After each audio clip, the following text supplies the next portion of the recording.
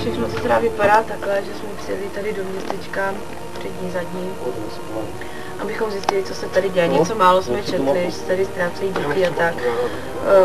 Ptali jsme se vesničanů vlastně, co se tady děje, nikdo netuší, nikdo neví, ztrácejí se tady děti. My jsme prostě s klukama krátkodobý výlet, jenom říkat, to tady obejdeme, zjistíme situaci. Já si myslím, že tady není se vůbec čeho bát.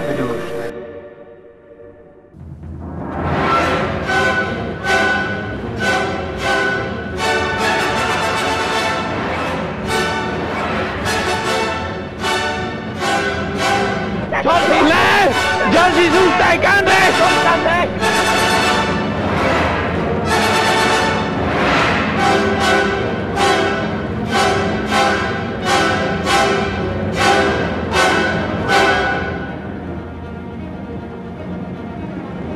Proboha, kde je Josh? Josh! Joshi! Pane bože, kde je Josh? Joshi!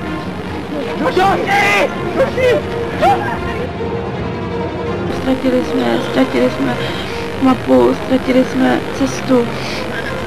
Teď už vlastně nevíme, co bude dál. Jo, Mikey, co teď budeme dělat? Teď jsme tady úplně spasli. Nevím. Mikey, kde jsi? Mikey, počkej na mě. Mikey!